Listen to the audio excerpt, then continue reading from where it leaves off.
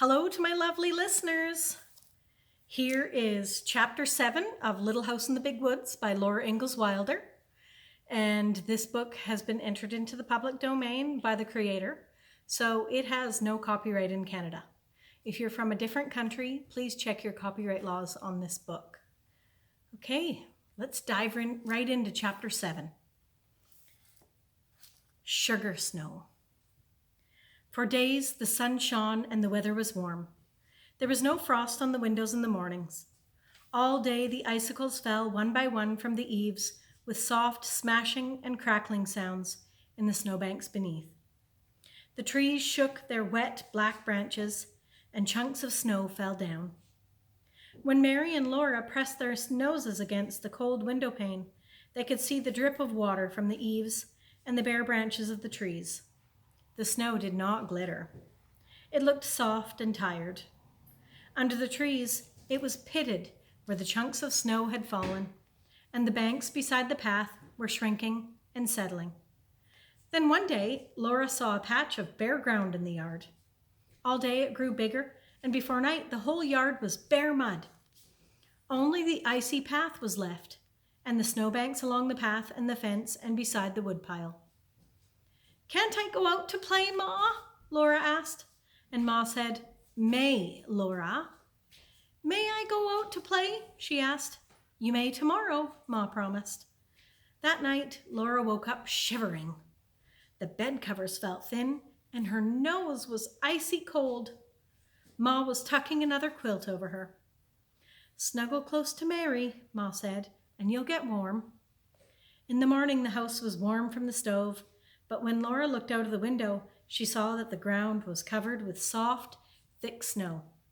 All along the branches of the trees, the snow was piled like feathers, and it lay in mounds along the top of the rail fence and stood up in great white balls on top of the gateposts.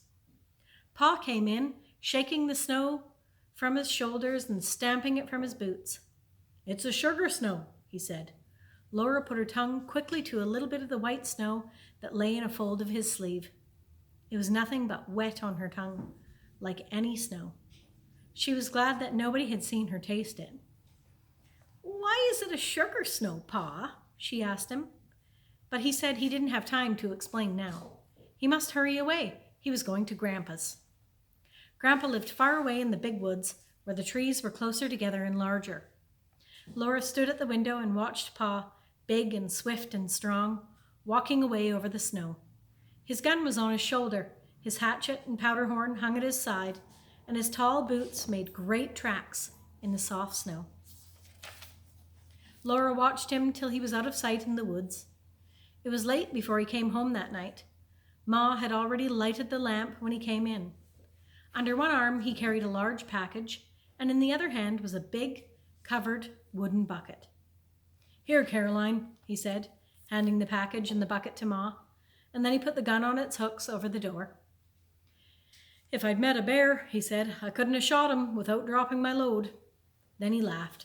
"And if I dropped that bucket and bundle, I wouldn't have had to shoot him. I could have stood and watched him eat what's in them and lick his chops." Ma unwrapped the package, and there were 2 hard brown cakes, each as large as a milk pan. She uncovered the bucket, and it was full of dark brown syrup. "Here, Laura and Mary," Pa said, and he gave them each a little round package out of his pocket. They took off the paper wrappings, and each had a little hard brown cake with beautiful crinkled edges. "Bite it," said Pa, and his blue eyes twinkled. Each bit off one little crinkle, and it was sweet. It crumpled in their mouths. It was better even than their Christmas candy. "Maple sugar," said Pa. Supper was ready, and Laura and Mary laid the little maple sugar cakes beside their plates while they ate the maple syrup on their bread. After supper, Pa took them on his knees as he sat before the fire and told them about his day at Grandpa's and the sugar snow. "All winter," Pa said, "Grandpa has been making wooden buckets and little troughs. He made them out of cedar and white ash, for those woods won't give a bad taste to the maple syrup. To make the troughs, he split out little sticks as long as my hand and as big as my 2 fingers. Near one end, Grandpa cut the stick half through and split one half off. This left him a flat stick with a square piece at one end. Then with a bit, he bored a hole lengthwise through the square part, and with his knife, he whittled the wood till it was only a thin shell around the round hole. The flat part of the stick he hollowed out with his knife till it was a little trough. He made dozens of them, and he made 10 new wooden buckets. He had them all ready when the first warm weather came and the sap began to move in the trees. Then he went into the maple woods, and with the bit he bored a hole in each maple tree, and he hammered the round end of the little trough into the hole, and he set a cedar bucket on the ground under the flat end. The sap, is the blood of a tree. It comes up from the roots when warm weather begins in the spring, and it goes to the very tip of each branch and twig to make the green leaves grow. When the maple sap came to the hole in the little tree, it ran out of the tree, down the little trough, and into the bucket. "Oh, didn't it hurt the poor tree?" Laura asked. "No more than it hurts you when you prick your finger and it bleeds," said Pa. Every day, Grandpa puts on his boots and his warm coat and his fur cap, and he goes out into the snowy woods and gathers the sap. With a barrel on a sled, he drives from tree to tree and empties the sap from the buckets into the barrel. Then he hauls it to a big iron kettle that hangs by a chain from a cross timber between 2 trees. He empties the sap into the iron kettle.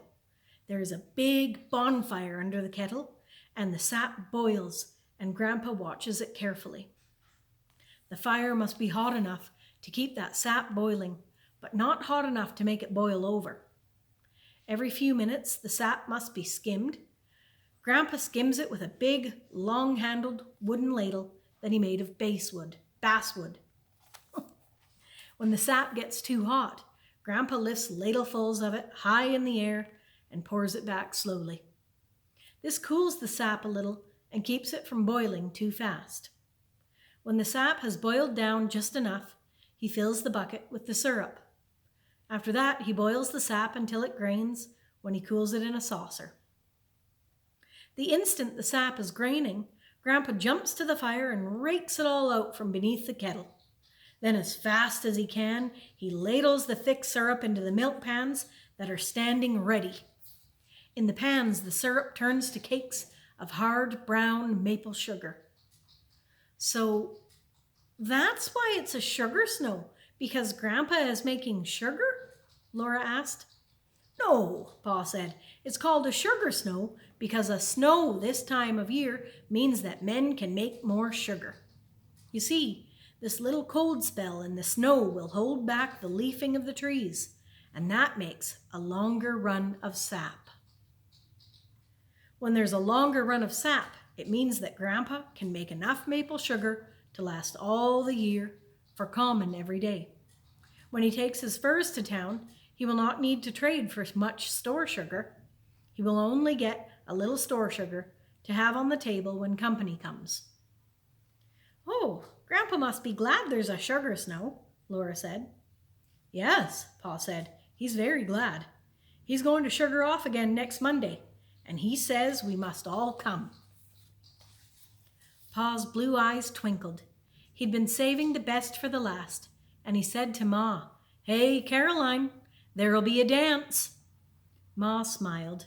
She looked very happy, and she laid down her mending for a minute. "Oh, Charles," she said. Then she went on with her mending, but she kept on smiling. She said, "I'll wear my delaine." Ma's delaine dress was beautiful. It was a dark green with a little pattern all over it that looked like ripe strawberries. A dressmaker had made it in the East, in the place where Ma came from when she married Pa and moved out west to the big woods in Wisconsin.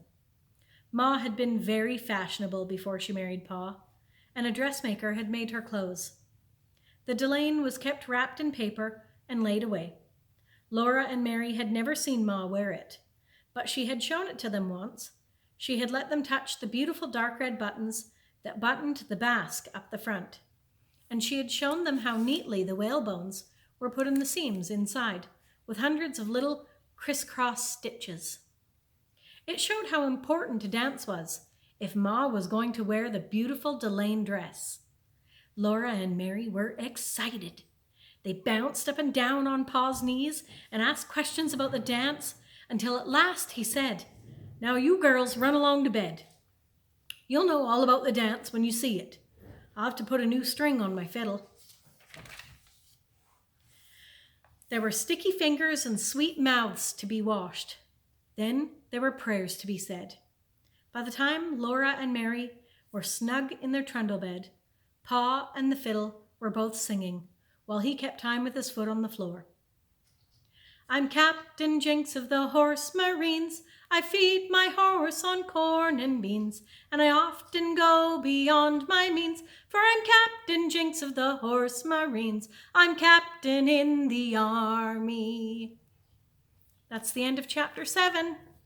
We'll see you again. Bye for now.